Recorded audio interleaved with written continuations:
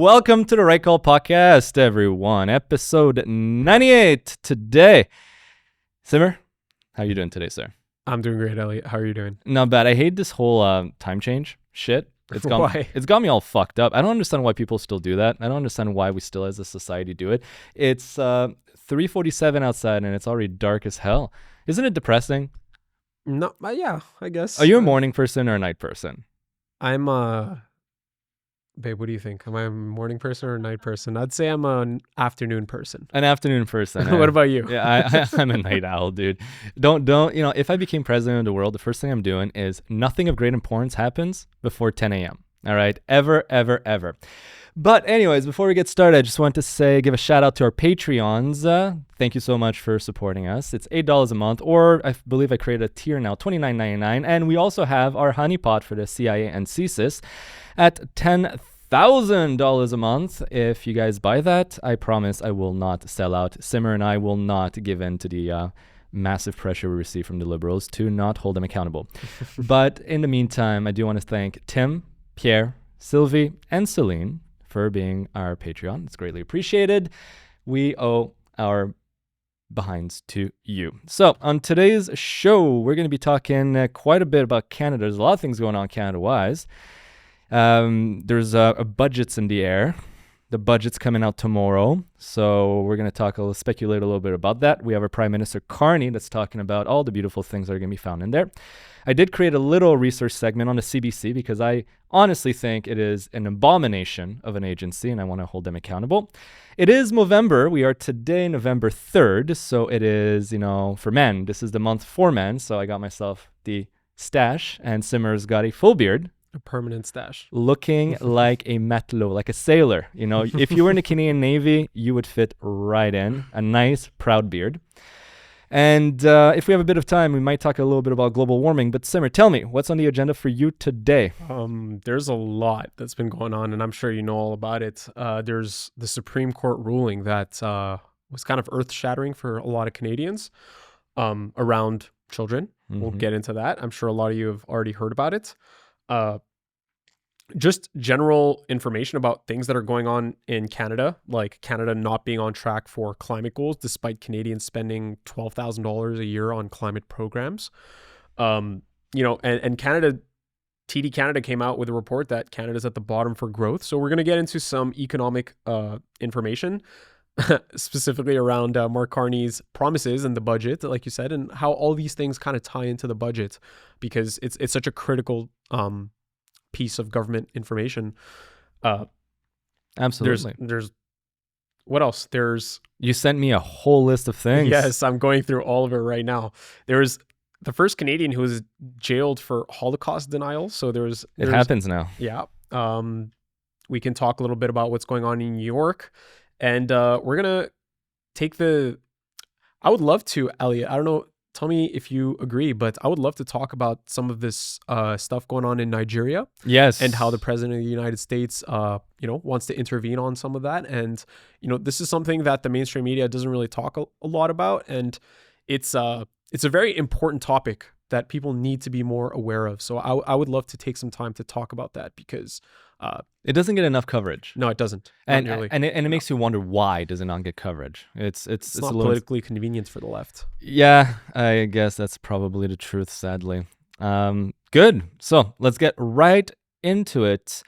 And just actually going back to the time change shit, by the way, you know that Arizona is like the only state that doesn't do it, and people over there have less depression. Now, I don't know if it's because they're in the South, but I kid you not, this shows, like my son yesterday, right? My son's 2.5, and he's all screwed up now. His nap hour, his wake up time, like he's not okay with an hour difference. It's statistically proven. More people have heart attacks, more car crashes the day after. It screws people up.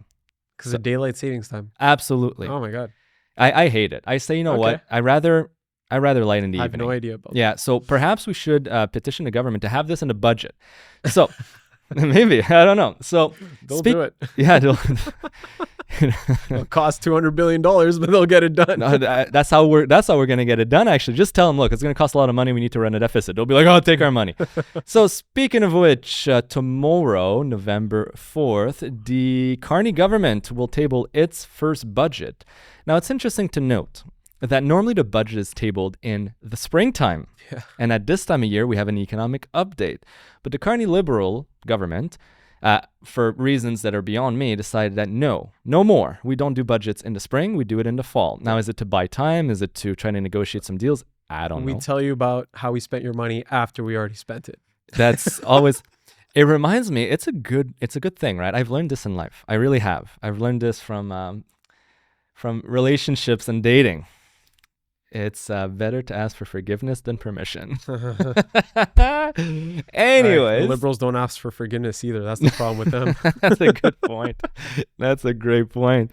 All right. So right now there's discussions of what's going to be found in the budget, right? We all know, everyone agrees already, it's unanimous, it will be a massive deficit. Is it going to be 40 billion, 60, 70, 100 billion? Honestly, all cards on the table right now. But I think it's important to talk a little bit about what's been hinted at within the budget, what we will be finding within it. And I know you have some things you want to say. I'm just gonna read real quick just this little part about the Carney government allocating money here. So, Prime Minister Mark Carney's administration has announced $660 million in federal funding for budget 2025 to advance gender equality, combat gender-based violence, and support, and I'm going to try not to fuck that one up, to LGBTQI plus LMNOP communities. Yes. The allocation includes $382.5 million over 5 years to promote women's economic participation, $223.4 million to strengthen responses to gender-based violence, and $54.6 million for 2SL LGBT programs amid rising hate incidents. It's a complete disaster. So, yeah, let's break it down. Let's talk about each point. First of all, we're talking here $382 million to promote women economic participation. My first reaction is, what the fuck? Why women? It's going to sound bad, but why women? Why not promote all economic participation? It's Canada. Canada's economy should be inclusive. It should not be based on genders. If you're a girl or a guy, you should not have more benefits or hindrance based on your fucking sex, gender, or whatever the fuck is politically accurate to say these days. Why do we have to give women just or money just to women? What the fuck? It beats me. I have no answer for that. I think it's really just I think it comes down to politics being downstream from culture. We have a culture of people that want this. Yeah. These are their priorities. They think like, 2S LGBTQ rights. That's what they're fighting for, while the country is becoming like destitute levels of poor. Yeah. And if that's where your focus is, then you vote for a government that promotes those causes, even though they're saying, oh, it's going to promote economic participation. It's not going to do anything. Yeah. It's going to be a completely useless government program that costs way too much and accomplishes very little. And people will say, no, but they need those. We need to really help these people. They need help. But let's just focus on the women. Why do women are women that disenfranchised in our society nowadays? Is Canada a place that is so sexist that women require more money?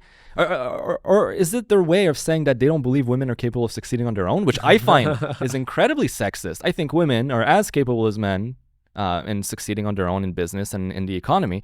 Why do we need to give them? I think that $382 million would be better spent on the economy, not specific people in the economy, but the economy. And what is beyond me, by the way, is the fact that it's the government that has a hard time. It's the party that has a hard time even defining what is a woman. That's exactly what I was thinking. We don't even know. You ask the question, so can you define a woman? They don't want to fucking answer the question. So like, I'm a woman.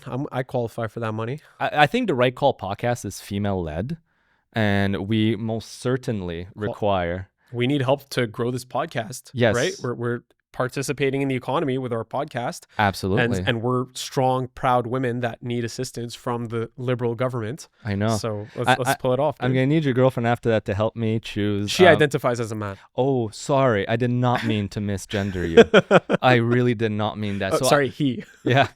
I guess I won't ask you for how to, what haircut and nails I should be going to get. My bad. It's Sorry. this Looney Tunes politics. That's what it comes down to. What we just said is a bunch of nonsensical stuff, and it's just this Looney Tunes politics for kids who want to like play Harry Potter or something. I don't get it, and I'm kind of done with it. Like at this point, we need strong business leadership. We need people to say, listen, the stuff you guys are doing is not working. I have a great example for that, because people will say like, but like the $600 million is going to help like these disenfranchised people. And like, who are you to like, make a statement on that? And you're just like this fascist authoritarian that I deserve this money. And like, this is like the left's argument against like a rational economically focused argument.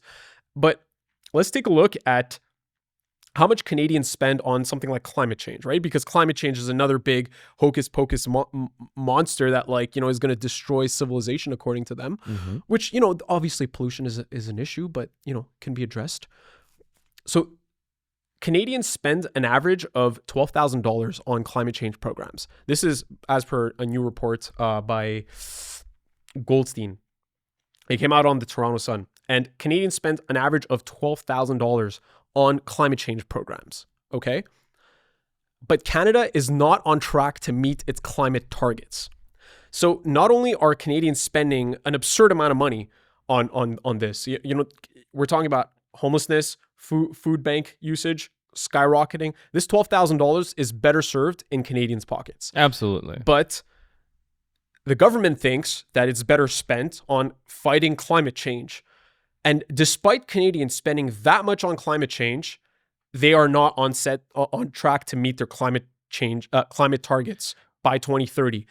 But yet, Canadians have to stop driving gas-powered cars, but they can't even meet their targets with their programs. But Canadians are paying this out of their pockets, and this $660 billion million dollar, was it million or billion? I can't even tell with these people. It was a million. Yeah. The $600 million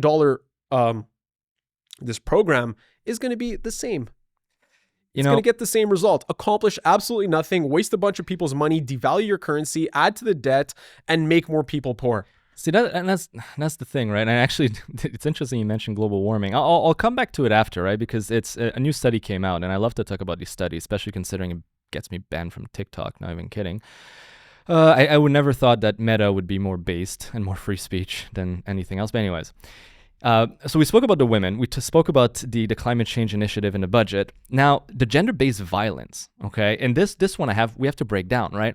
It's a typical thing where a government creates a problem and then sells you a solution at great cost, right? What I mean by that is, could gender-based violence be increasing due to the fact that we're importing, third worlders 100% who don't view women as equals? Actually most of them view them as property, or even worse, below them, right? I mean, let's be honest. Some cultures view women as below them. Yeah. They're not equal. In Canada and in the Western world, we view men and women as equals, as it should be, in my humble opinion. But if you import a bunch of people in your culture that don't assimilate and they view women at that level, do you think that it could increase perhaps gender-based violence? Well, let's just look at the statistics, okay? You look at India's statistics on domestic violence. You look at Middle Eastern countries' statistics on domestic violence, and they are very bad. Yeah. Okay. You just go into it. You look at the rape statistics, the sexual assault statistics. They're not good countries for that. And we've also seen the uptick of the violence, gender-based violence, and sexual assault. These cases go up in countries that are importing a lot of people from those countries, like UK, like Sweden. We've talked about it not too long ago on a couple episodes ago. And are we surprised that you import these people to the country and then all of a sudden they haven't changed their values? They're not different people. And that's the thing. We act shocked about it. It's just we act shocked. lunatics. And what really annoys me out of this, by the way, on a side note, is that I've been seeing more and more comments online. Women saying, "Men, it's about time you guys wake up and defend us." And I'm like, sure. But defend you from a self-inflicted wound, because in most cases, those are exactly the kind of women that say, you know what, we need to take pity on these less fortunate individuals and welcome them in. And they're the most pro-mass migration, pro-letting these various culture melting pot experiment happen, and then they are the recipient of that violence and negative aspect, and now it's up to us men to go fix that shit. And it goes beyond just gender-based violence, right? Like there was a case in Algeria where a case in France where an Algerian immigrant raped and beheaded a 12-year-old child. Ugh. You know, in Canada, I have this clip of like, you know, Pakistani and Indian immigrants just like chilling in like a parking lot, just throwing their trash on the floor. Like these people do not care about Canadian values, American values, European values, and we're just wondering why, oh my God, what is this uptick in gender-based violence? We better spend $600 million of our taxpayer dollars on it. I have a solution. It's called just shut the border and re-emigrate them. Hey, and on the shut the border topic, Yeah. you know, Canada, I think, imported almost 1 million immigrants this year, despite saying that they would reduce immigration. Oh. I don't have the exact number, but it's around there. Yeah. So it's like you're doing it to yourselves, guys. And then we have, of course, the 2 SLGBTQI+, which I'll be frank, I don't even know what I know what LGBTQ means, like lesbian, gay, bi, trans, queer. The I don't know. The plus, I really don't know. The 2S, I have no idea what it is. And to be honest, I don't care. I'll tell you what, though. I'll say that, first of all, aside from the fact that we keep adding letters and numbers apparently now, is that really our priorities of Canada? Like, Canadians are struggling. Food bank usage is at legitimately an all-time high. Youth unemployment is at an all-time high. The economy is stagnating. People are in dire situations. Suffering. And we decide that we're going to create these programs for a fringe minority. And I mean that because even though Canada has some of the, like, and I believe the reporting is low skewed, but still, 4.4% of Canadians report being part of that plethora, the alphabet soup, let's call it that, which, by the way, oddly enough, they keep adding more to it, so obviously it inflates the number. 4.4%.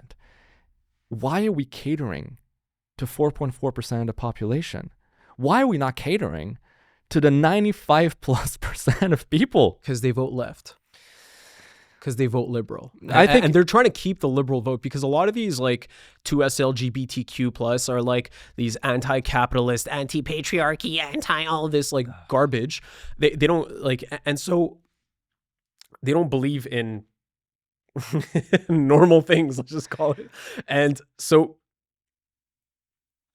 sorry, what was your question? Just quick. Well, it was just like you were telling me why why it's happening, you know, but my humble opinion why this is going to keep going is just simple, right? Carney's daughter / son / kid, because I don't want to misgender, and I'm not sure which he, she, it, they is, but it's one of them.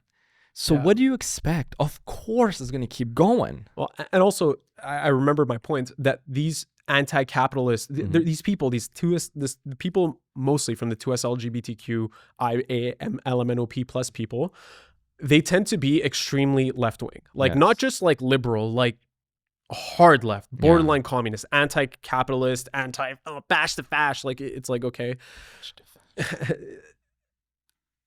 I love the that. most unfocused, unserious people. They don't want to participate productively in the economy. They're not. Anyways, you know what we'll do, and they vote left, right? They typically are NDP voters.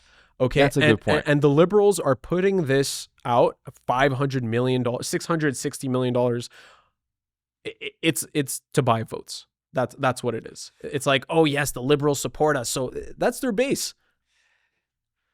You know, just to show you where the money, because it's also like, okay, if the programs go to like interesting things or they help people, but this is an idea of what these LGBTQ plus programs are with the government. This is just one example of where your money goes, but this is a program that received nearly $1.5 million last year, and it's called Elevate Aviation.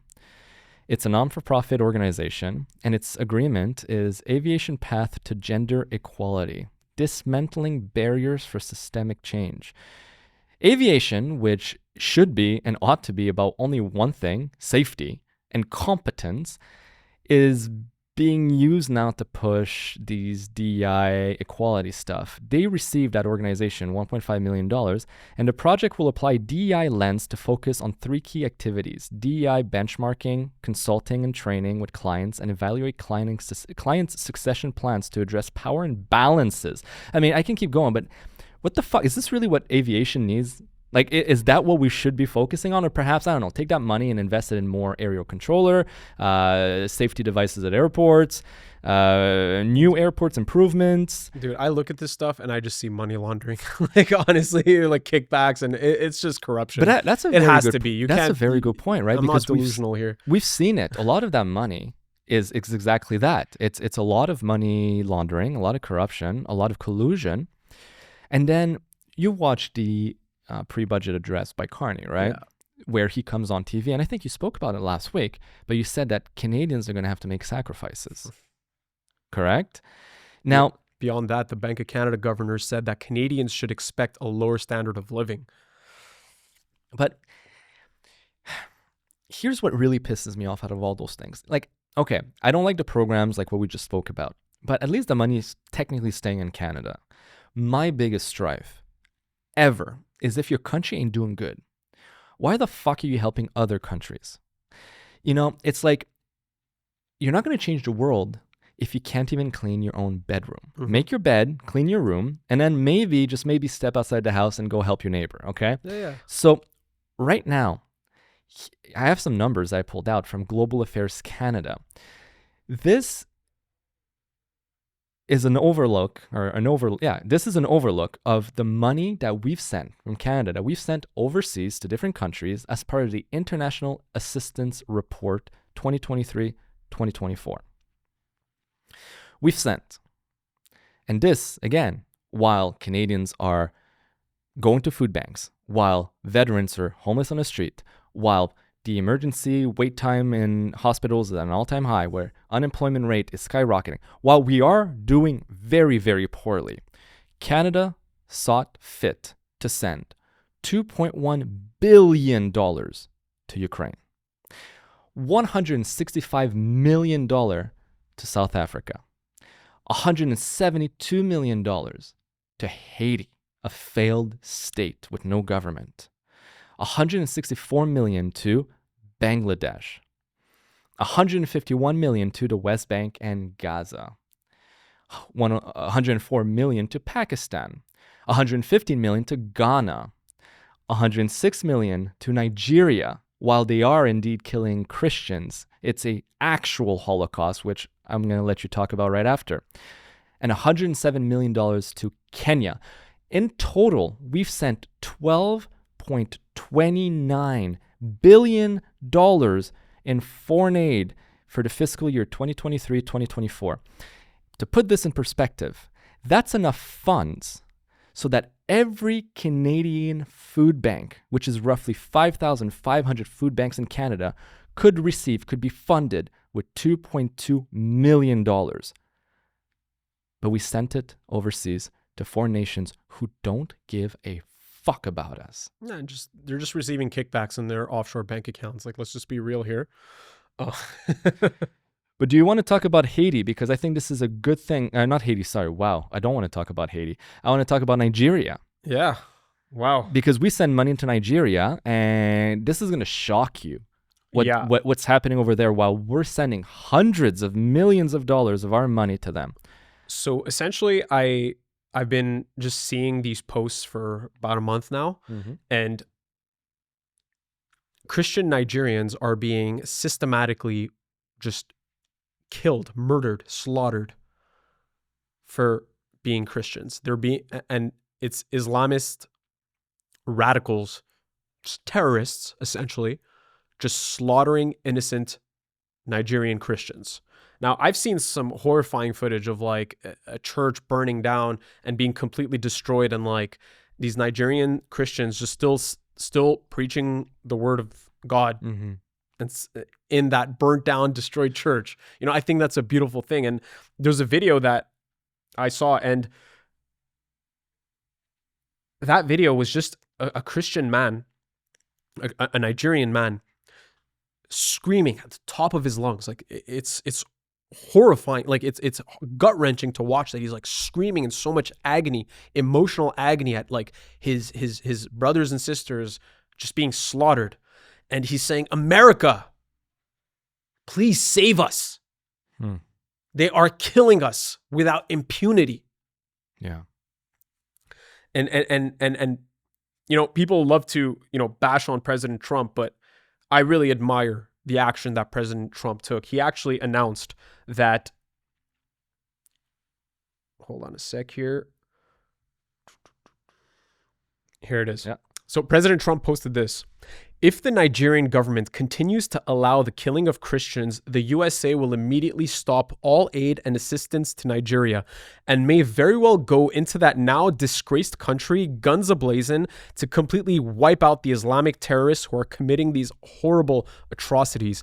I am hereby instructing our Department of War to prepare for possible action. If we attack, it will be fast, vicious, and sweet, just like the terrorist thugs who attacked our cherished Christians. Warning, the Nigerian government better move fast. Damn. Now, That's decisive. yeah, I love that he took such a strong position on this because, you know, people call Trump racist. Ugh. You know, Oh my and God. Nigerian Christians are black. And where's the leftist outrage, you know, on this issue? Yeah. You know, it's innocent black people being murdered by radical Islamists, and what there's not a drop in the peep. media. Yeah, not a peep in the media. And that makes me so, and maybe you know, maybe you don't. I honestly, I'm baffled. I don't know why. What's with the Christian hate? Because media and kind of like the culture, right? Like the popular culture will race to support Israel, will race to support Palestinians, Islam. But the second anything bad happens to Christians, it is radio silence always. In Canada, we have dozens of churches being vandalized and burned down through arson, criminal stuff, and it's being brushed under the rug. And right now in Nigeria, like you so eloquently stated, Christians are being targeted and exterminated. This is an actual Holocaust, an actual genocide, and not a peep in the media. Mm-hmm. Why does the world hate Christians? I don't know if they hate Christians. I just think that they don't prioritize the culture anymore. You know, it's widely considered as like, you know, the main religion. You know, Jesus, Yeah. like our date to the year 2000 is based off of, you know, the life of Jesus. Before Christ. And so, Oh, unless you're super neutral now, it's BCE, before Common Era, Yeah. right? You cannot say before Christ anymore. That is too Christian. no, I'll say before Christ. My man. All right. I'm kind of tired of this Yeah. like it's just this leftist counterculture that just wants to like dismantle the West. You know, I watch these And this is coming, by the way, from someone who, you're not a Christian, right? No, I'm a Sikh You're from a India. Sikh. Well, Yeah. I'm born in Canada, but my family's from India. Exactly. So, I mean, Which is you know, important to note. Like, it's important for people to realize that. the issue right now is that people are targeting Christianity, but completely ignoring every other culture and every other religion who commits violence Yeah. based on their religion, right? And so, for example, I saw a UK man holding a Quran while burning a police car. This just Jeez. happened, all right? Like, how does that have to do anything with your religion? What are you doing? You know, how do I show you any respect if that's what you're doing? You're gonna hold a Quran and burn a cop car to riot. Like, what are you doing? I saw these people in Michigan in the United States, all right, chanting "Death to America." You are an American, well, hopefully an American citizen or an illegal migrant coming in to like dismantle the U.S. hegemony. Like, That's the one thing I don't and the understand. leftists align with them, right? Yeah, the leftists align with them. That's one thing I'll never understand. You come to a nation that welcomes you in, and then you turn on it and attack it. That is, to me, like, I'm bewildered to see that. And luckily under Trump, he started deporting people that did that because he said, nope, guess what? That we're revoking your visa or we're Hell yeah. revoking your residency permit. There's no way in hell you're coming to America and we're going to welcome you in and you're going to disparage us that way. It's like if you invite someone, like, let's take it to a smaller level. You invite a group of friends to come over for dinner, right? 4 of your friends are super nice and welcoming. They bring a bottle of wine or drinks and they compliment the food that you've worked so hard all day to cook for them.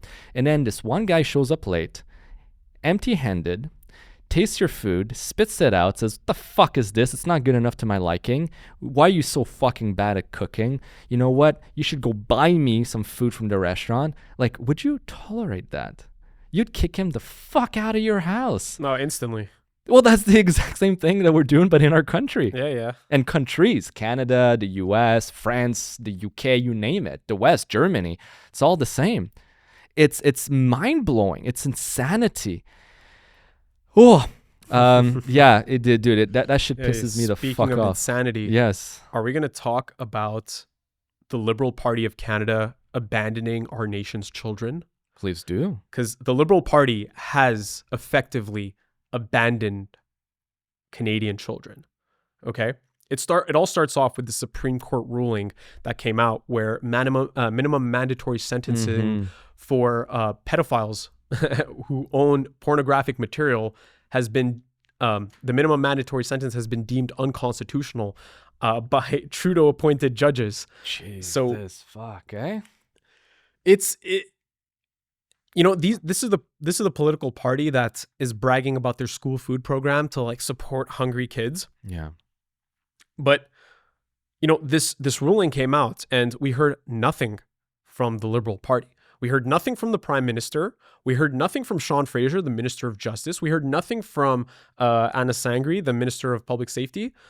These guys are silent on the matter of essentially like child sex abuse, sexual abuse. It says right? a lot, eh? Yeah, it says a lot. It says a that lot. It says Trudeau everything. appointed judges made this ruling, and now the party has nothing to say. The Conservatives stood. Pierre Poilievre made a statement. Yeah. Michelle Ferreri. A lot of the Conservatives were outraged by this. And it's important to note, by the way, so that viewers understand, this is not a mandatory. So a mandatory minimum sentence is that if you're found guilty of said crime, the judge has no choice but to hand you the minimum, right? He cannot like look at any other factors to give you a different sentence. But keep in mind, this is not like if you're caught with pedophilic material, you are being sentenced to 25 to life. No, this was a mandatory minimum sentence of 1 year. 1 year. 1 year. And to put this into perspective, I'm a legal gun owner. In Canada, every single gun crime carries a mandatory minimum sentence of 3 years. And you may be like, well, that's good if you shoot up someone. No, I'm not talking about shooting up someone. I'm talking about paper crimes. For example, if I go to the gun range and forget my wallet with my gun license inside of it and I'm caught by a police officer, that's 3 years of jail. If I go to the gun range and I forget a piece of paper called an authorization to transport my firearms to the gun range, that's 3 years of jail. If I load one too many bullets in the magazines of my guns and I'm caught with that, that's 3 years of jail. It's all nonviolent paper crimes. That's 3 years of jail. Nobody talks, nobody bats an eye. But you're caught with something like 600 and something images of girls under 6 years old doing some horrendous things, and 1 year is too long. Yeah, it doesn't stop there. There was a case where a man abducted a 9-year-old boy, and now his lawyer is fighting to get a lighter sentence so that he can stay in Canada for abducting a child. I'm gonna fucking go nuts. Yeah, and the Liberal Party has effectively, with our politicians in power not taking a firm stance against this, they have effectively, in my opinion, abandoned the children of Canada. And it doesn't end there. It really doesn't end there. I wish it did, but it doesn't, because the food bank lineups recently had about 712,000 kids, Canadian children, lining up at food banks. Youth unemployment is at an all-time high because of the temporary foreign worker program. Yeah. And the Liberals are silent on all of this. They're silent about child sexual assault. They're silent about children getting abducted because it's okay to ask for a lighter sentence for abducting a child just so you can stay in Canada. It's an immigrant who committed this crime. Okay, it should be an instant deport. The Minister of Justice is silent. The Minister of Safety is safety, right? The Minister of Safety, Public Safety. Public Safety is silent. The Prime Minister is silent. Like, I think that says everything that needs to be said on the matter. These people do not care about your children. They care about their power. They care about their authoritarian control over the internet. You know, you made a video about none of the legislation that the Liberals have pushed was to help Canadians with the affordability crisis, to help shrink the size of government so that more money is in Canadians' pockets. You know, you talked about this, that all the legislation they've pushed is for more authoritarian control. Always. Over digital. For sure. Digital authoritarian control. And so their priorities are not with your kids, and they have failed your children. When the Bank of Canada governor comes out and says Canadians should expect a lower standard of living, the standard of living in Canada right now is already goddamn low. Okay, we're talking about record debt, record inflation. 80% of Canadians never expect to own a home. Yeah. Okay, this is from a poll done. It's not me talking out of my mouth. A poll was done that 80% of Canadians think that they will never own a home. And the Bank of Canada governor comes and sits on the table and says Canadians should expect a lower cost of living. Carney comes out and says Canadians should be ready to sacrifice more when they already have so little. And we did last week we did our the tax breakdown. Yes. You know, they take most of your income in taxes and how little they deliver to you. Fuck all. Nothing. And recently, with the immigration crisis, there was a public healthcare worker who testified that because of immigration, their wait times have exponentially grown. Yeah. You know, a statistic came out that, what was it? 40% of nurses under the age of 30 are leaving the field. Yes. You know, our healthcare system is collapsing. A system massive issue with churn rates. Fund tremendously. So, yeah. The thing is, there's a massive churn rate in the healthcare system due to the pressure being put on the few healthcare workers. The money they make is peanuts compared to the U.S. And again, that's the problem, or the good thing for them. We're really close to the United States, where for them, they can make considerably more money with less stress and pressure. And imagine having to work with pissed off Canadians that are mad every day at the shitty healthcare system. And I don't blame the nurses. They're trying to do their best. Like, I have the utmost respect for the nurses and the doctors here that are trying. Man, have you ever been to one of these hospitals? Well, sadly, yes. The healthcare workers look miserable. Well, for sure. Okay, I see them all, and you go there and you check in, and the secretary is just sitting there like, just the 1,000th person who's miserable and sick today, who's not going to get treatment for another 6 hours. Wait in line. Yeah. Then the doctor comes in. The doctor's like tired. Like, the nurse comes in. She's like tired as fuck. She's like, oh yeah, you have this problem. I guess this is what you got to do. The doctor comes in like stressed out. Like, this doctor served like 1,000 people today. He's like, he can't even figure out like what time it is. And they look so disheveled, so miserable. Oh, they're burnt out. Yeah, they're burnt out. And I don't think that it's sustainable. It's not. I mean, I got to see, sadly, the dark side of it all. My mother, this year, I was living in Portugal at the time, and I got a phone call. The kind of phone call you never want to get. I got a phone call from my brother's wife, actually. They were in a car, and my brother was driving, saying, your mom just had a stroke. And my heart just fucking dropped, dude. I'm like, holy fuck, I'm in a foreign country, in a different continent, and my mother's going to die. And the ambulance was on the way. They were on the way to my parents' house. And turns out it was a transient ischemic attack, a TIA, or also known as a mini stroke. And then the real nightmare started, because like, obviously she survived that. It's transient. But they, at the hospital, they did a CT scan and realized that 2 of her carotid arteries were completely occluded. Like, there was very little blood flow to the brain. So she was scheduled, obviously, or needed a surgery, like an emergency level surgery. So I thought, okay, it's going to be done within a few hours, right? Maybe a couple days at most. Dude, it took nearly 6 months. She had to call until they finally scheduled her for an appointment. We're not talking here like an elective procedure. We're not talking here like, my toe hurts. This is I'm a walking time bomb. I could full out die at any moment. And they had to wait 6 months to operate on her. I kept telling myself every night, if my mother dies on that waiting list, I don't know if I'm not going to end up in jail, to be quite honest with you.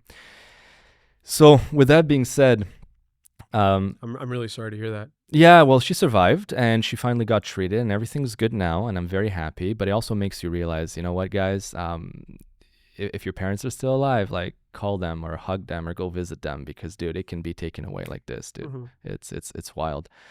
But everything is good. Like it's a happy ending in the end.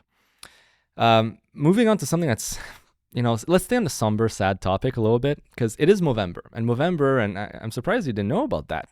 It's the month where you're supposed to wear a mustache in support of men's prostate cancer. And it started with prostate cancer, but it kind of widened and opened up to where it's just a month to support manhood, and all of the issues that men face. So, with that being said, I decided to take some statistics because we're being bombarded constantly telling us that men need to stop being toxic, right? Toxic masculinity, that we need more women in the world, that men are too this or too that, or we need to sit down. And you know what?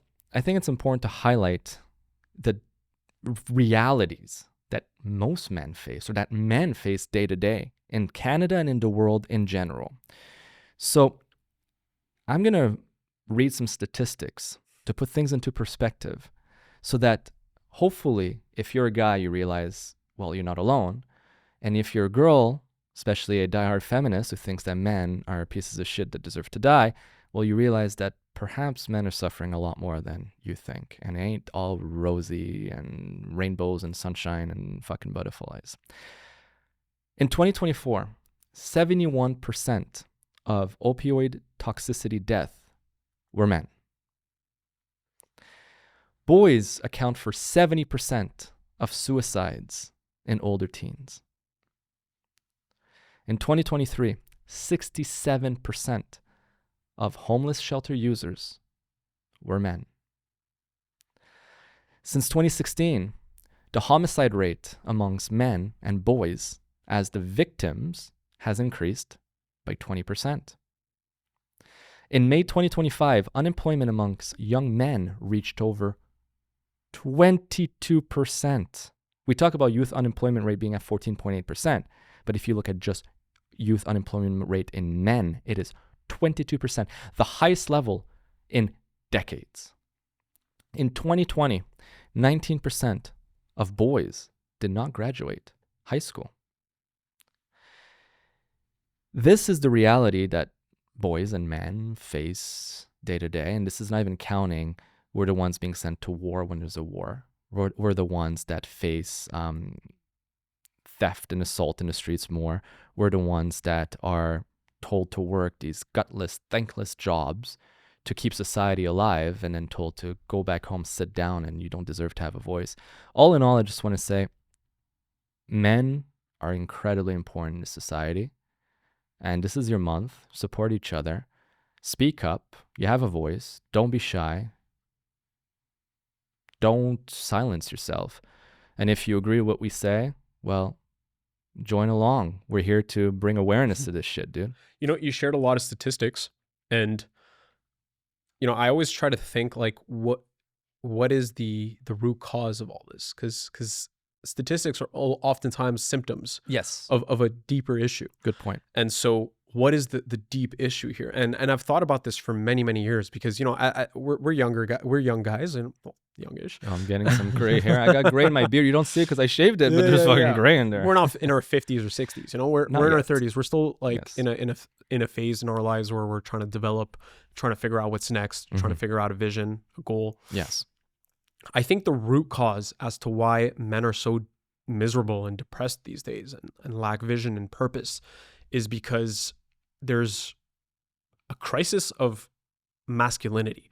There's like a war against masculinity. Like you've always heard this, like, let's take an example of like the most biggest feminist you've ever met. This like, fuck men ain't shit. And it exists on both sides. I'm not going to take either side on this. There's horrible men and there's horrible women. But overall, there's this, like you said, this like silencing of men in that your opinion is worth less now because you're this, this patriarch, you've been in power for the whole time, you have all the power in your hands, you're like, we are the victims, everyone else is the victims, we're the enemies, and I think that what it did is it really demoralized a lot of men. That compound that with the fact that life has been easier to survive. It's been easier to survive than it ever has in history, because if you go back to tribal society where men were the leaders, and survival was far more difficult. We didn't have cars. It was not guaranteed. We didn't have technology. We didn't have computers. We didn't have anything that even running water or electricity. And so survival was a much more difficult game. Indeed. And men were far more needed back then and relied upon to bring the tribe forward, Absolutely. And now we live in this society where you can just order food off your phone, and so the process of having to actually go out and hunt for your food has been replaced by just taking your phone and just pushing a couple of buttons. And so I think there's these two things, the feminist new culture that has kind of created this demoralization of men, as well as the fact that survival is far easier because of the work that a lot of men historically have done, all the inventions, all the great inventions we've had. I think it's created this like more timid man who almost resents his own strength, resents his own masculinity, his own power. But I have a message for, the men that listen to our channel, that like, you should dig deep into your masculinity. Find what it is that you value. What is your purpose? What is your mission in life? What is your vision? And it could be as simple as, hey man, I just want to open a bar and I just want to have a great sports bar. Yeah. And that's what I'm passionate about. I'm passionate about food. I'm passionate about, it could be so simple. But if you have a purpose, a vision, a goal, and a place to go, no matter how simple it is, if you have a reason, I think the expression is if you have a why, the what is easier or something like that. It's the why, the how becomes easier. The how becomes easier, something like that, right? Yeah. If you have a vision, a purpose, a goal, no matter how simple or complex it is, you have a pathway forward, and that pathway forward gives you hope, and that pathway forward gives you strength and courage, and don't be weak to the difficulty of life. The economy is horrible right now, right? Like, it's super hard to buy a house. It's super hard to do these things, but real men should take the time to dig deep into their masculinity and say, but I could find a way out. I could figure this out. I can start something. I can do something. I could be better. I can use technology to my advantage. I can figure out how to start this business. I could figure out how to start this project. I could figure out how to learn something. I could figure out how to be smarter, stronger, faster, better. Because you know what? The alternative is just like wither and just die a miserable life that you will regret, and you will just create discord and terrible relationships because you're a miserable person. See, I think I like what you touched on, purpose. I think that is the root. It is the foundation of what men crave and desire. When do you get the most anxious? Most people will say to get anxious when they're not accomplishing their true potential, right? Let's say you need to know, deep inside you need to do something, but you're procrastinating or you're not doing it. That's when anxiety comes in, right?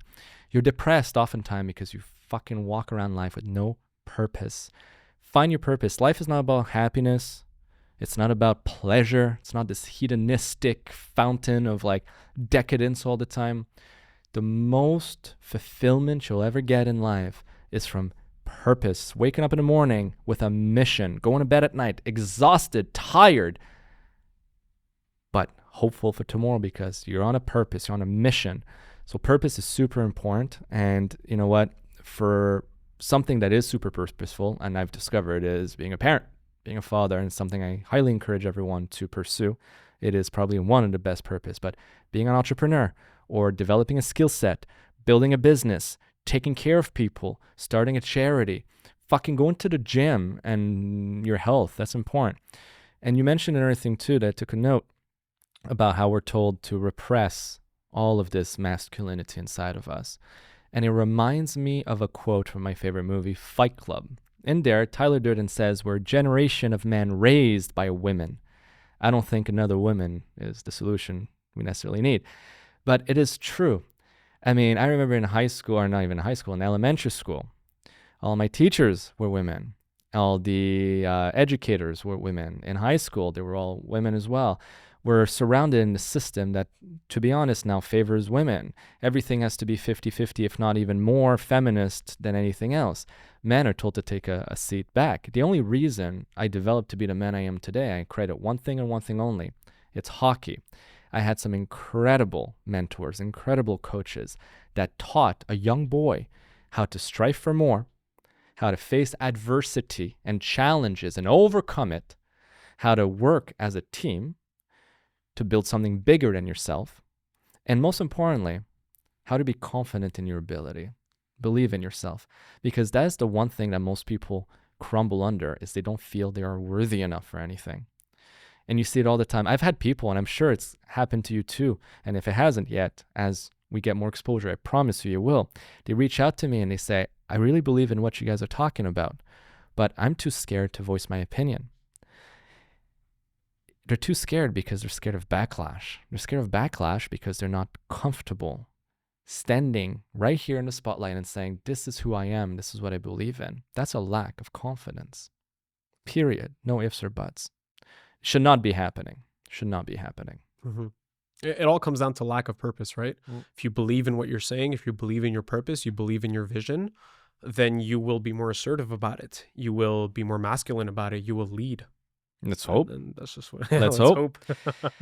Oh God. Back to politics. Back to the No, it's important to touch about this. Absolutely, 100%. It's not always about politics in life. Sometimes, again, the purpose of the show is to talk about what's trending, to talk about politics, Canadian, worldwide, but it's also to be thought challenging, to bring about difficult discussions, and to challenge people to look deep and to question a little bit the way they look at life.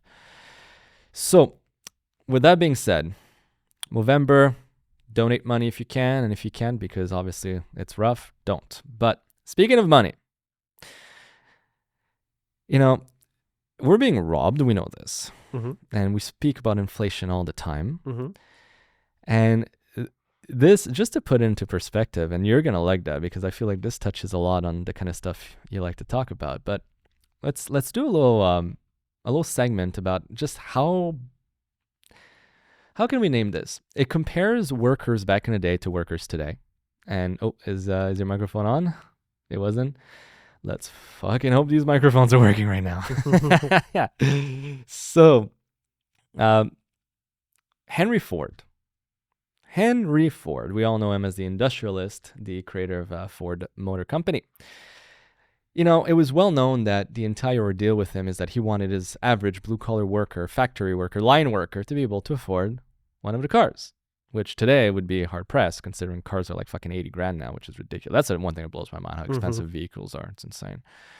I mean, I'm still driving my Benz that I bought a few years ago, and I financed it at 1.9%. The good days. Some cars are, basic luxury cars are like the price of like what condos used to be like 20 years ago. It's not uncommon to see cars over 100K now. Yeah. And you're right, 20 years ago, you can get like a basic condo for like 100K. Yeah, a basic 5 Series now I think is like 90K or something. Like, it's ridiculous. That is insane. So Henry Ford paid his workers, back in the days, $1,560 per year. That is $5 per day with 1 day off. Men were men then. All right. But one thing's important is that back then America was on the gold standard. Money actually was backed. It had value. It was not fiat. It was not just make-believe. So in terms of gold, $1,560 per year was 75 ounces of gold per year. That's what they were making. So today, 75 ounces of gold equals to $142,500. Wow. That means Henry Ford's unskilled labor workers made nearly $150,000 per year. Now, this is what they took from you. This is what they robbed you with. Robbed you from? Robbed you of. This is what they robbed you of. Thank you. I am français, je ne parle pas anglais. So this is what happens when you jump off of the gold standard or silver standard or any kind of asset-backed currency. You inflate it away into oblivion. This is why everyone's so broke. You know, I saw this post on Reddit. Sometimes I hop on there, and this guy, he's in Toronto, and he's like, you know what? I just got this new job. I'm making $100K a year, and I don't feel like I'm having a hard time making ends meet. You know, I heard all my life that 100K you were set, and people are saying, you know, 100K in 1995, yes, you were set. Now today, you need to make roughly $250,000 to equal what it was in 1995. So yeah, no, we're yeah. You know, you were talking about Toronto, right? Yes. Did you hear about how many condos sold in? Hold on. How many condos were sold in Toronto in September? No idea. Just take a wild guess. In the city of Toronto, the most prosperous, the most economically active city in Canada, how many condos do you think sold in the month of September? Oh, and I met with Daniel just last week. He's going to kill me if I don't know this number, but I'm going to say in a month, right? Yeah. Just in a month. Toronto condos, I don't know. There was, 500 transactions. How many? God, what is it? 53. Oh, not a historic low. I'm not even close. 53 condo sales in September in Toronto. Wow. I think people are not doing okay there. This is across the GTA, only 155 condos. What the hell? Across the GTA. Okay, this is Toronto downtown. Never mind. Okay. So yeah, it's an all-time low. So we're talking about potentially a housing bubble. Well, I mean, we know we were in a housing bubble. There's no ifs or buts. Yeah. We were in the housing bubble. Now the question is, has it popped? Well, I know for a fact that housing prices across Canada have dipped 11, 12, 13% since, I believe, last year. I've seen even like up to like 17%. I don't know if it's year over year or whatever. Well, I don't know what the benchmark is. But I mean, there is a correction going on. But it's not, the problem is it's not uniform across the nation, right? It's mostly concentrated in Toronto and Vancouver because they've had the most ludicrous increase ever. And it's also mostly found in condos because they built all these shoebox condos, literally. And during COVID, people just like fucking, you know, went in and decided to move there and live there. And it was, yeah. You want to hear something even worse? I'm not sure if I want, but please tell us. Nearly 8 out of 10 dollars Canadians owe is mortgage debt. This is as per StatCan. That doesn't surprise me. That doesn't surprise me one bit. It's insane. It's Canada's household debt hit $3.13 trillion. And nearly 8 out of 10 dollars that every Canadian owes in debt is mortgage debt. That's wild, man. Fuck.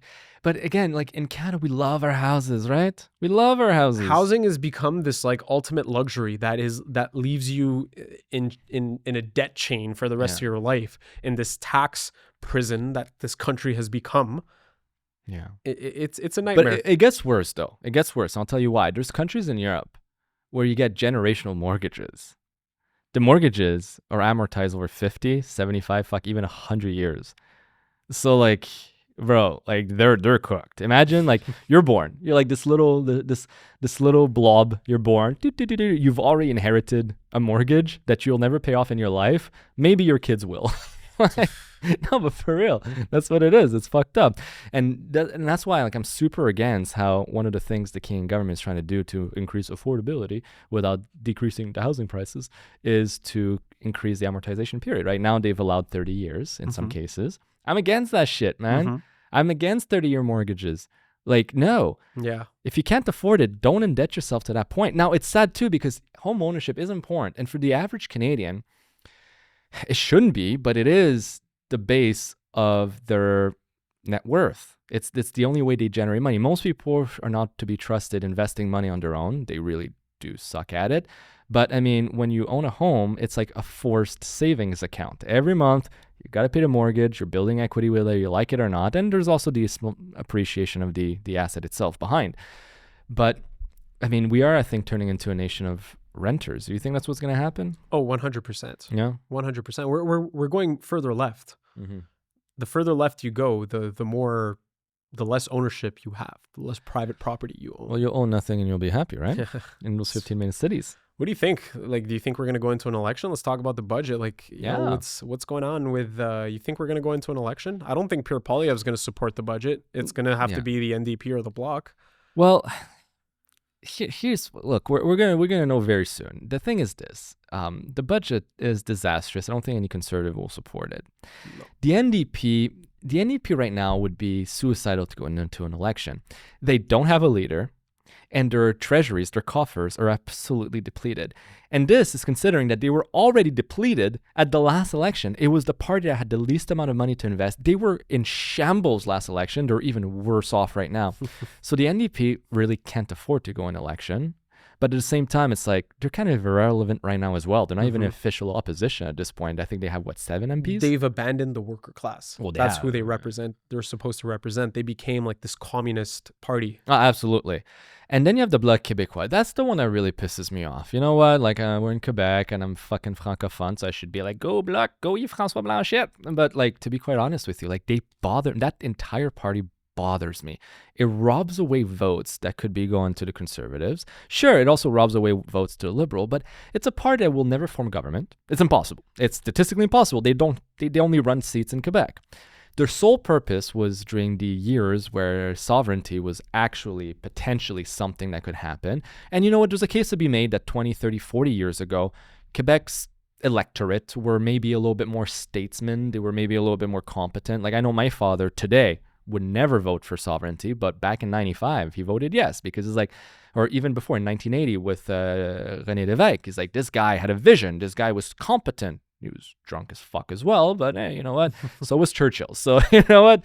It's not always a bad thing. But the Bloc Québécois now doesn't stand for anything, and they just kind of like, all they want right now. So for the budget, so here's the thing, right? The Conservatives saying we will only support the budget if there's a deficit of less than $42 billion. Won't happen. Won't happen. Then the NDP says we'll support the budget, but only if there's no cuts to governments, there's more spending for this, more spending for that. And right now the Liberals, they're actually looking to actually cut some government workers, you know? they're forecasting maybe 70,000 employees. And I said this, and I say it again on camera. If Carney doubles that number to 140,000 employee bureaucrats being cut, I will vote for him. Cut, baby. Channel your inner Javier Milei, which I know you wanted to talk about as well, but we'll finish on this real quick. And the Bloc Québécois wants more healthcare transfer to Quebec. They want more péréquation, fucking equalization payments to Quebec. They want a bunch of other concessions to Quebec. The Liberals right now are really in a hard place because they if they cut to get the Conservatives, they lose this, and if they do that, they lose there. I think they want to go in an election. I think they want to be forced to go into an election. Yeah, that's what and then I like. Blame everybody else, yeah. and then blame everybody else for not supporting them, and say they're not a Team Canada, they're not elbows up, and what a disaster. But the thing is this: if Trump injects himself again and keeps going with his 51st state thing, I don't think so. No, you think he's not going to do it this time? He can't. Because that's what gave Carney the election last time. Yeah. You know, but right now the numbers though, and man, we got to touch on this, okay? Have you, go. It's the federal vote intentions based on age groups. Have you seen it? No. Bro, this is, if we go in election right now, it becomes purely, it's not a liberal versus conservative anymore. It's a past versus present battle. Look at the screen. This is the federal vote intentions based on age groups. The 18 to 29 are looking at, let me fucking zoom in a little bit because I'm blind as fuck. There you go. So the federal vote intentions, 18 to 29, 40% are leaning towards conservatives, 38% towards liberal, and then the balance of other fucking parties that nobody gives a fuck about. The 30 to 44, it only gets better with time. As you get older, you're realizing the 30 to 44 years old, 45% are voting conservatives or leaning conservatives versus only 36% liberals. That's amazing. Then you got the 45 to 59. They're at 47% conservative and only 32% liberal. Again, like, gives me hopes. They've been fucked over for longer. But then you fall into the boomers, the 60 and over, that are 49%.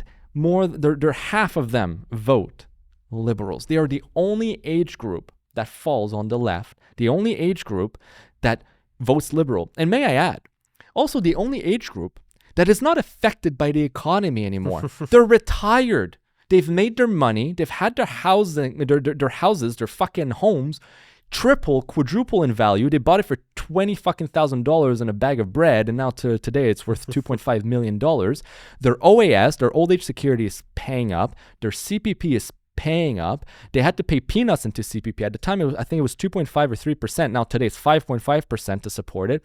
They're just coasting, man. They're just fucking living la vida loca. They don't have to worry about shit. And they're voting liberals. And they're effectively mortgaging our future for their retirement. That's basically it. How selfish can you be? I think it's just a lack of awareness. They just don't get it. They don't follow the politics. They don't follow the numbers. They're just, I think they really like Jean Chrétien. They like some previous liberal leaders. And the Liberal Party historically has had some good leadership. You know, they have had some good liberal prime ministers. They did. They really did. Yeah, I like Jean Chrétien. You know, I was kind of, you know, I'm not surprised because it's all partisan politics anyways, that he supported, you know, Justin Trudeau and Mark Carney, but he didn't that's have a part choice. of, yeah, he didn't have a choice. It's just going to say that, right? But that's the thing. They remember, they come from an era where whether it was liberal or conservative, it was both fairly fiscally responsible. Because, and I've done a segment before. Not pure Trudeau, but yeah. It started, but that's the thing. Deficit spending started under Trudeau, Pierre Trudeau, right? Before that, it was unheard of. Yeah. Every year, I mean, if there was a deficit, it was marginal. It was minimal. Yeah. But in most cases, it was balanced or a slight surplus. That was the norm in Canadian politics for a century until Trudeau came about and fucked it all up for us. And so did his son. Even worse. He made it even worse. Yeah. Oh, fuck. Has it been bad? And on top of that, you know, Justin actually violated the Charter of Rights that his father, you know, created. That's the biggest disgraceful part of Canadian politics. It's utterly ridiculous that Justin Trudeau's father came, like, I grew up, because I grew up loving the Canadian Charter of Rights. I was an ethnic minority, so the Canadian Charter of Rights and Freedoms was, for me, as born of in an immigrant family, was like this holy doctrine. Yeah. That as a child, you know, you're not so politically informed at that age, but as a child, I'm like, wow, this is an amazing piece of law. Like, I'm so proud of that. I'm a Canadian, that I'm born in this country. I had a tremendous amount of Canadian pride because of the Canadian Charter of Rights and Freedoms, only to watch his son spit on it. And the courts ruled that he violated the charter. Yeah, this is his not own hearsay. father's charter. No, that's not opinion. No, it's objective fact. Yes, that the man violated the Charter of Rights that his own father created. That's what hilarious. A disgrace you are, Mr. Justin Trudeau. That's kind of funny. You know what? You just brought it up and put it in a way I had never considered, but it's sad. Yeah. It's funny in a sad way. It's tragic. It is tragic. It's tragically funny, I guess. It's tragically hip. Rest in peace. But yeah, no, that's okay. There was what was it that you wanted to talk about? Oh, Javier Milei. Yes. Javier Milei. Our capitalist king. That's what I call him these days. Oh, I freaking love that guy. I love that guy Afuera with all the government programs. Afuera. Just fucking cut. You've seen the video of him doing that. Yeah. He won the election, and I think you know a little bit better than me, but you know, he was slated to lose. That's what the mainstream media in Argentina was pushing. That's the narrative they were pushing. That, oh my God, you know, he's gonna lose. He's gonna lose. Just a landslide victory. And that's what's fucked up, right? So this was the second election. So he had won a few, I don't know if it's 4 or 5 years over there, but he has won. And the first thing he did, he won on a crazy austerity principle. We will cut fucking everything left and right. And he did. Now keep in mind, Argentina, which at the time was considered the Paris of South America. It was a wealthy, rich, safe, developed nation had been going downhill fast. Hyperinflation was setting in. The economy was in shambles. Unemployment rate was through the roof. Crime was rising. It was turning into one of the biggest shitholes. It was turning into Canada today. Yes. And the UK. Someday like that. More the UK than Canada. We're still luckily, you know. Oh, it's coming. Ricky Gervais, by the way. Was it Ricky Gervais? I think he wanted to run an ad in the London Tube, right? The metro, the subway over there. And it was, welcome to London. Don't forget your stab-proof vest, something like that. And that was rejected. Wonder why. God. But I mean, it's kind of true as well. But anyways, now he ran Javier Milei for his re-election. And people, if you asked on the ground and you looked at like interviews and shit, people supported him. The thing to keep in mind, as soon as he got elected, things got progressively worse, actually, before they got better. Now Argentina is on a rise. Their currency now is insane. I spoke to someone who came back from Argentina. He's like, I was expecting it to be dirt cheap, but their currency is picked right the fuck back up. Well, Canadian currency is also going down. But anyways, the economy is booming. Now things are going so well in Argentina. It's a miracle. But at first, it was bad. So the media pounced on him after he got elected because shit was getting worse. See, this is bullshit. This is why right-wing politics doesn't work. La la la la la la. And give it time. And now it's going up. And the media went on another tirade, another campaign, another crusade, trying to make it seem like he was never going to get elected. All the polls, a bit a la Trump 2016, were showing a massive landmark victory on the other side, on the left side. Again, a la like Clinton is 98.6% sure of winning, right? And then it was a decisive victory for Milei. He won a second term.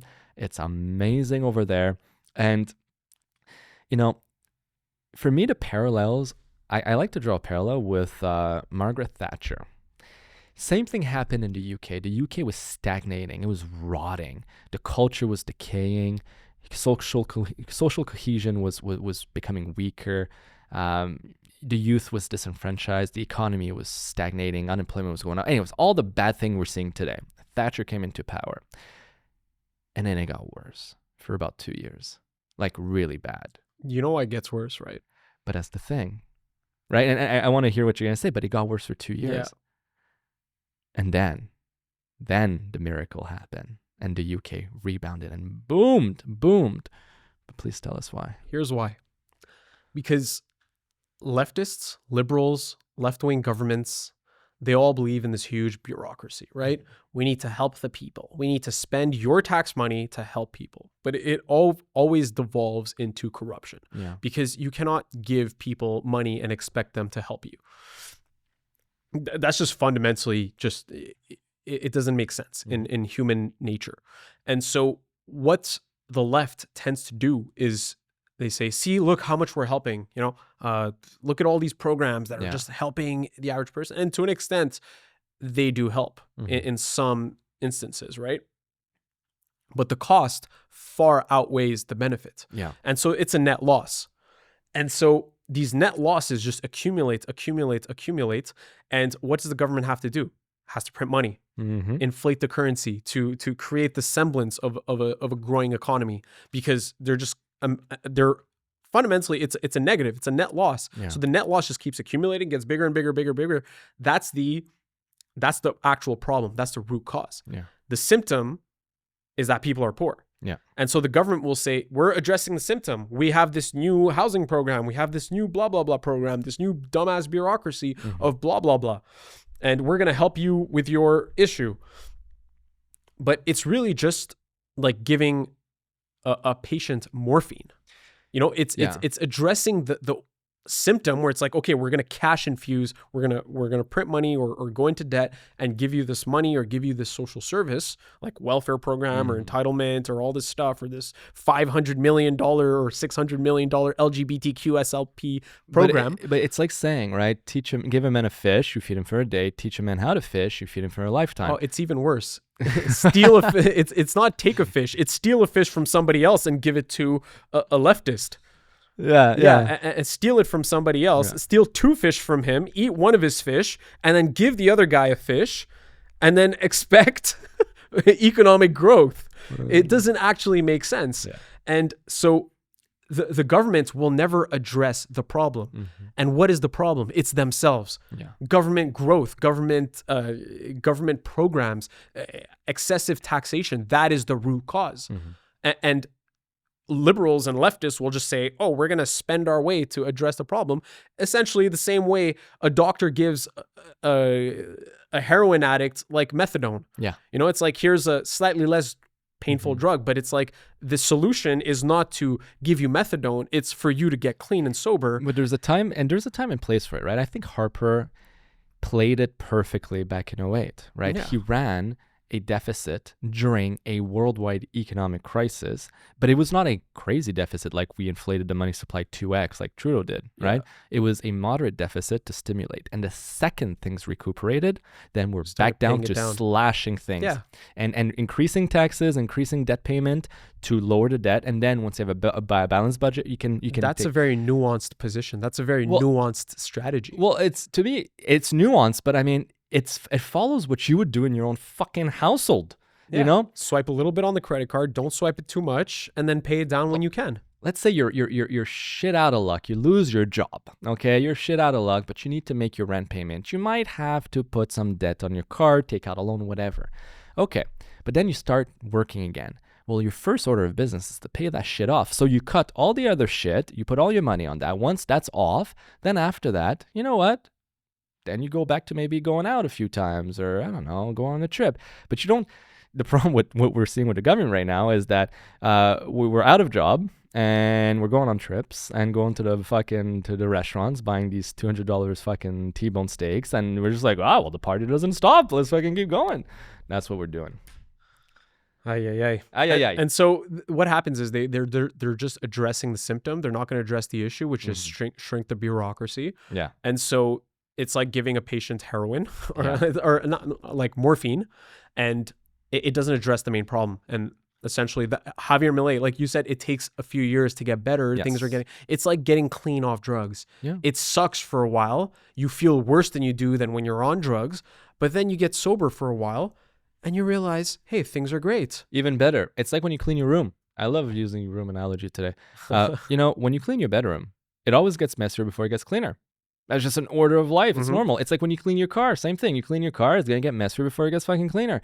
Well, you want to clean the economy, it's going to get messier, it's going to get worse before it gets better, but it does get better. It does. Man, if you want, and like just in Canada, like we need some afuera in Canada, right? Because, the TD Bank came out recently and said taxes and red tape are silent killer of Canada's competitiveness. Okay. They said that without a serious overhaul of tax and regulatory systems, Canada will continue to trail its peers in economic growth. This is as per TD Bank economists. Yeah. Okay, investment per worker in Canada ranks near the bottom of the OECD countries. And that gap with the US has widened significantly since 2010. Yeah, it's getting worse. More specifically, 2015. Of course. Wonder why. And TD says reversing the decrease in productivity requires a fundamental change in how Canada approaches both taxation and regulation. And this is something that Pierre Poilievre has been saying for a long time. Yeah. That we need to completely reimagine we need to completely reform the Canadian tax system. Yeah. Without that, there is no competitiveness. Sure. Donald Trump, we talk about like, oh my God, the evil orange Trump man who's like, destroying Canadian jobs. Trump said it very simply. He's like, we're competitors. We have most of the same commodities, most of the same production, and we're a bigger economy. And our job is to compete with Canada. Our job is to compete. If you don't want to work with us, you're a competitor. That's how business goes. And so, but that's the thing, right? Is that life ain't just, again, a fucking little heaven where we're all friendly. It's competitive. It's kill or get killed. It's eat or get eaten. It's a dog eat dog world out there. You need allies for sure, but there's plenty of people who want to eat your lunch. On that note, we're going on our hour and a half. Is there any pressing topic we haven't covered? Just like 30. Just 30 Yeah, I different know. There's a topics. massive list. That's the thing. It's we always go a little bit over time. There's Trump cutting food stamps. There's a bit of Trump stuff that's been happening. You know, like the Doug Ford the ad and how we that's can roll backed it. off. And We can roll it over into next week. There will be more. I'm sure the Snap and the EBT people are still going to be robbing stores trying to feed themselves. It's always the usual suspects. But anyways, so. On that note, guys, subscribe, like, follow us on all the platforms. We put a lot of effort into this. It's not easy to do the research. There's a lot of phone calls, lots of meetings, lots of fucking hammering out ideas beforehand. Lots of money also goes into this. So we have a Patreon, $8 a month or $29.99 a month or $10,000 a month, whichever package you want. By the way, CIA. But again, we appreciate you tuning in, and we'll be here back next week. Thank you very much, Simmer. Until next time.